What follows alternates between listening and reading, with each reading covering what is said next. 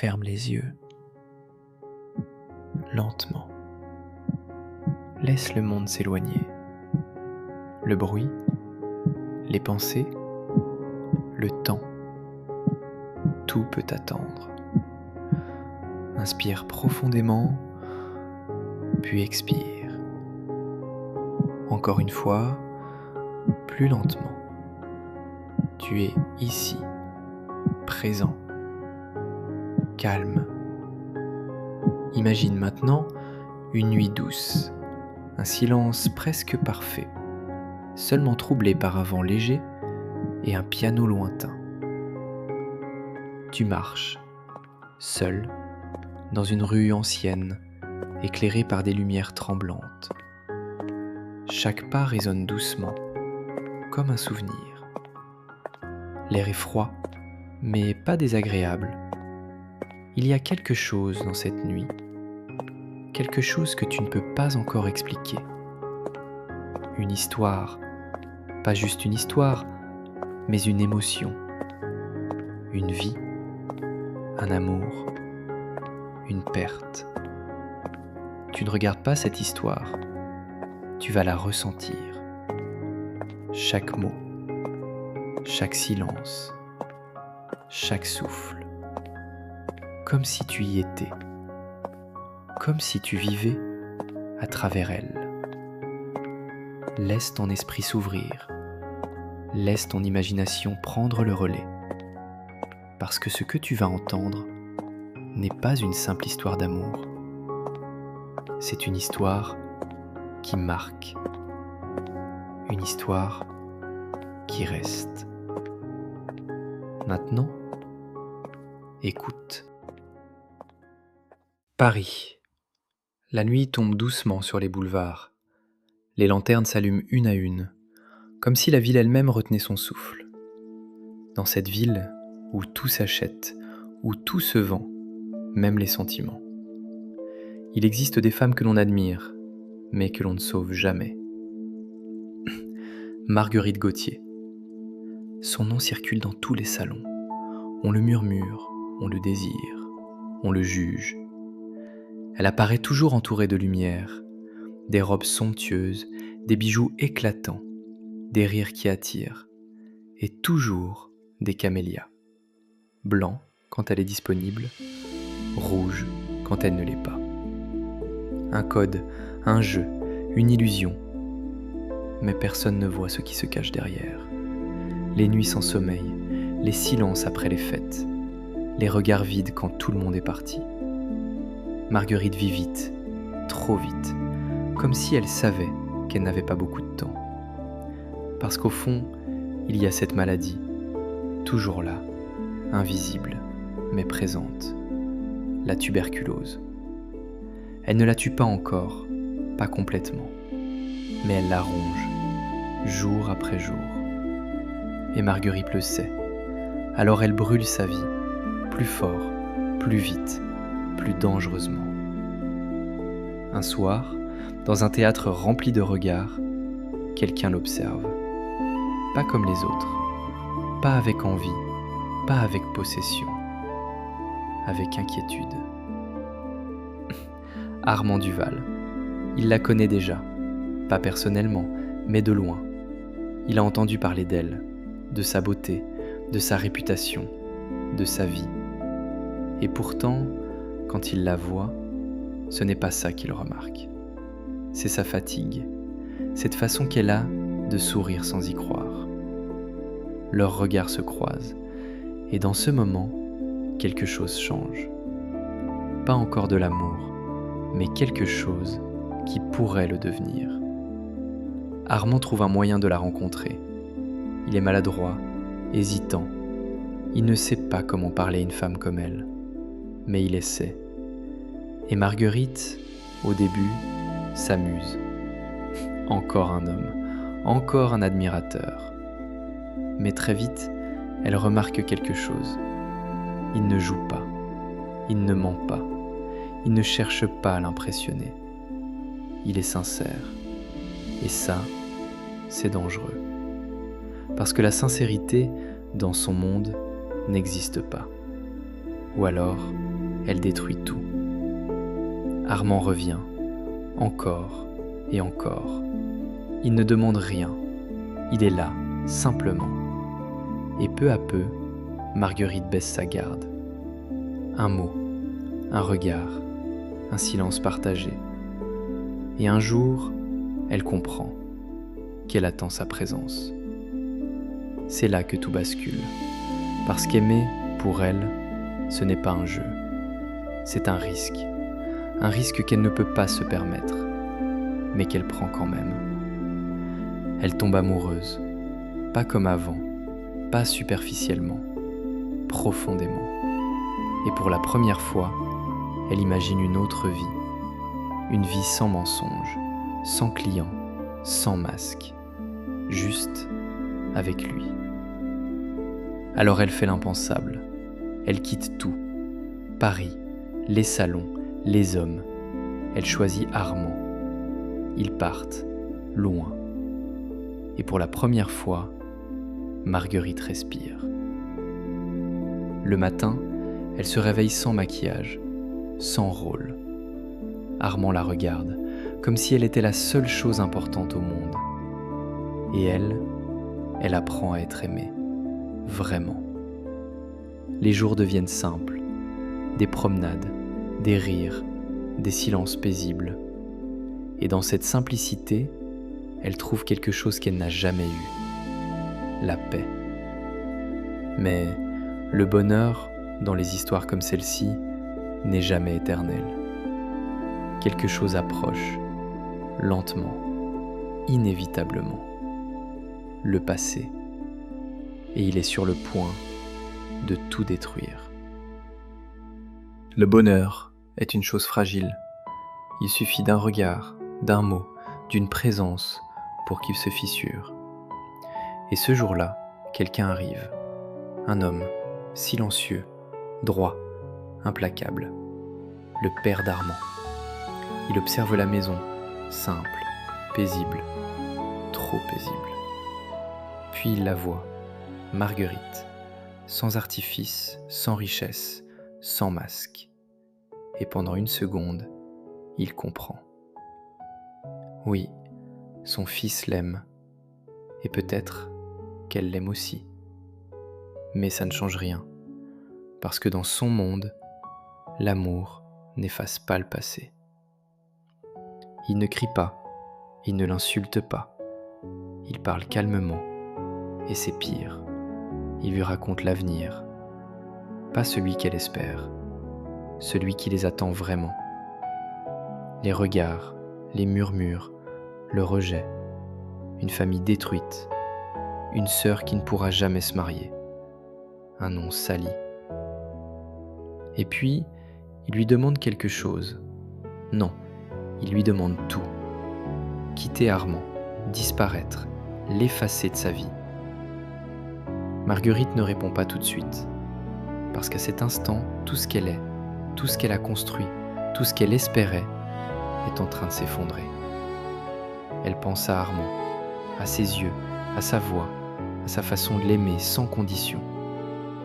Et elle comprend que c'est précisément pour ça qu'elle doit partir. Parce qu'elle l'aime, assez pour le perdre. Alors elle accepte, sans cri, sans colère, sans défense. Elle accepte de se détruire elle-même. Le retour est brutal. Paris ne l'a pas oubliée. Mais elle n'est plus la même. Elle remet ses robes, ses bijoux, son sourire. Mais quelque chose est mort. Elle redevient Marguerite Gauthier, la courtisane, celle que tout le monde croit connaître. Mais cette fois, ce n'est plus un jeu, c'est une prison. Et puis, Armand revient, parce qu'il ne comprend pas, parce qu'il refuse d'abandonner, parce qu'il l'aime encore. Il la retrouve, et il voit une femme qu'il ne reconnaît plus, froide, distante, cruelle. Elle joue parfaitement son rôle. Elle le repousse, elle ment, elle détruit tout ce qu'ils ont été. Et Armand craque. Sa douleur devient rage. parce que c'est plus facile de haïr que de comprendre. Il pense qu'elle l'a vendu, qu'elle l'a remplacé, qu'elle n'a jamais aimé. Alors il décide de la punir, pas physiquement, mais autrement, plus profondément, devant les autres, devant ce monde qu'elle déteste. Il l'humilie, avec des mots, avec de l'argent, avec du mépris. Et elle ne se défend pas, elle ne dit rien, parce que chaque blessure est méritée, parce que c'est elle qui a choisi ça. Elle accepte tout, parce qu'au fond, c'est le prix de son amour. Mais personne ne voit le vrai drame. Personne ne sait qu'elle meurt, lentement, chaque jour. La maladie revient, plus violente, son corps s'affaiblit, et avec lui, ses illusions. Elle est seule, vraiment seule. Les hommes sont partis, l'argent disparaît, les amis aussi. Il ne reste que le silence et les souvenirs. Mais même maintenant, elle ne regrette pas, parce qu'elle sait qu'elle a sauvé Armand, même s'il ne le saura peut-être jamais. Et pendant qu'elle s'éteint, quelque part, Armand vit, sans comprendre, qu'il est en train de perdre la seule personne qu'il a aimée sans condition.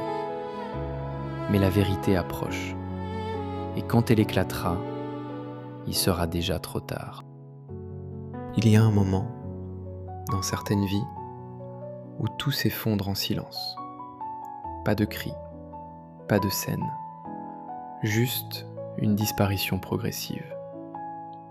C'est là que Marguerite est arrivée. Son appartement est devenu froid, vide.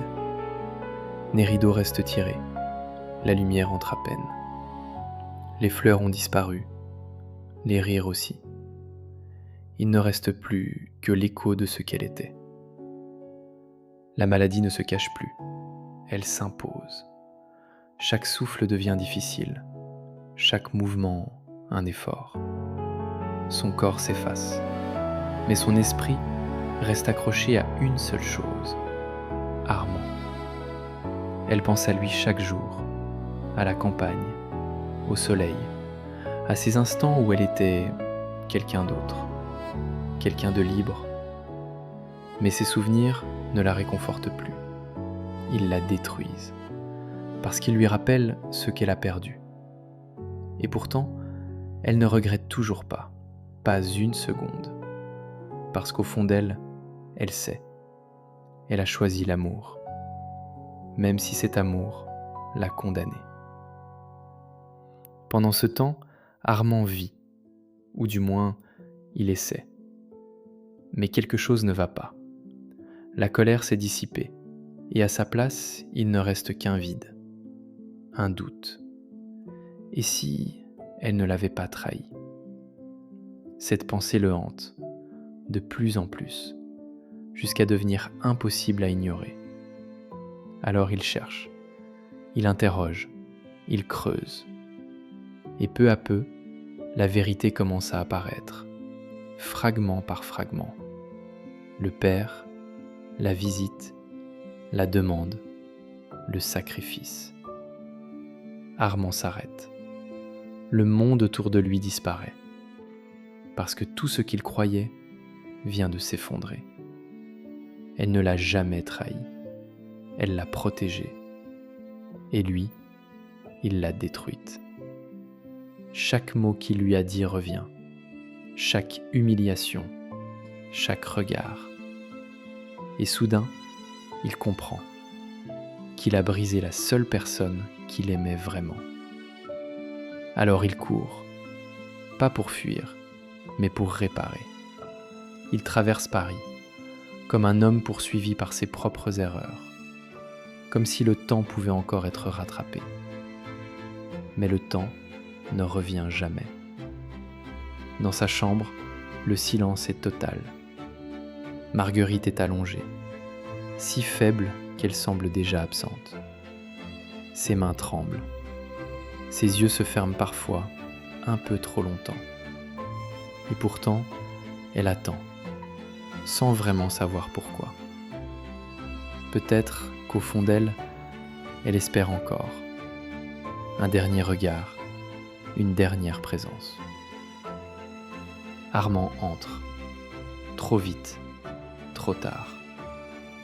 Leurs regards se croisent. Et dans cet instant, tout existe encore. L'amour, la douleur, le passé. Il tombe à ses côtés. Il parle, il explique, il supplie. Mais les mots n'ont plus le même poids. Marguerite le regarde et elle comprend. Il sait, enfin. Pas de colère, pas de reproche. Juste un soulagement. Parce qu'il connaît la vérité. Parce qu'il sait qu'elle l'a aimé. Mais le temps est déjà écoulé. Et cette fois, même l'amour ne peut plus rien sauver. La fin approche. Il y a un moment où tout ralentit, comme si le temps lui-même refusait d'avancer. Dans cette chambre, plus rien n'existe vraiment, ni Paris, ni le monde, ni le passé, juste eux deux. Marguerite est là, si légère qu'on dirait qu'elle pourrait disparaître à chaque instant. Et pourtant, ses yeux sont encore vivants, fixés sur Armand, comme au premier jour. Mais cette fois, il n'y a plus de doute, plus de peur, seulement la vérité. Armand tient sa main, comme s'il pouvait la retenir, comme si l'amour pouvait arrêter la mort. Il parle, encore. Il s'excuse pour tout, pour ne pas avoir compris, pour avoir cru au pire, pour l'avoir blessé, alors qu'elle se sacrifiait pour lui. Mais Marguerite ne semble pas écouter ces mots, pas vraiment, parce qu'elle n'en a plus besoin. Elle sait, elle a toujours su, qu'un jour, il comprendrait. Et ça lui suffit. Elle serre légèrement sa main, un geste minuscule, mais chargé de tout ce qu'elle n'a plus la force de dire. Elle ne lui reproche rien, parce que l'amour qu'elle ressent est plus fort que la douleur. Le temps passe, chaque seconde devient lourde, chaque souffle plus difficile que le précédent. Armand la regarde, et pour la première fois, il voit vraiment. Pas la courtisane, pas la femme du monde, mais celle qu'elle était quand personne ne regardait. Fragile, fatiguée, brisée, mais encore capable d'aimer. Et c'est ça qui le détruit, parce qu'il comprend qu'il est arrivé trop tard. Marguerite ferme les yeux, juste un instant, puis les rouvre, comme si elle voulait garder une dernière image. Lui, toujours lui. Sa respiration ralentit, encore et encore. Armand serre sa main plus fort, comme si ça pouvait changer quelque chose. Mais certaines choses ne changent jamais. Elle murmure quelque chose, à peine audible. Peut-être son nom, peut-être « je t'aime ». Et puis, plus rien. Le silence devient absolu. Marguerite Gauthier n'est plus là. Armand ne bouge pas. Il reste là, comme si le monde venait de disparaître. Parce que pour lui, c'est le cas. Tout ce qu'il aimait vient de s'éteindre. Et avec elle, quelque chose en lui ne reviendra jamais. Les jours passent, mais ils n'ont plus de sens. Paris continue de vivre, de rire, de briller, comme si rien ne s'était passé. Mais pour Armand, tout est différent. Parce qu'il sait maintenant ce qu'est l'amour et ce qu'il en a fait. Il ne reste qu'une chose, le regret. pas celui qui passe, celui qui reste, celui qui s'installe, celui qui te suit toute ta vie. Parce que certaines histoires ne se terminent pas avec la mort. Elles continuent dans ceux qui restent. Et parfois, le véritable drame, ce n'est pas de perdre quelqu'un, c'est de comprendre, trop tard, à quel point on était aimé. Si cette histoire t'a touché, si tu l'as ressentie, vraiment, alors laisse une trace, un simple geste, un cœur. Et si tu veux vivre encore plus d'histoires comme celle-ci, plus intenses, plus profondes, plus inoubliables, abonne-toi, parce que ce n'est que le début. D'autres histoires t'attendent.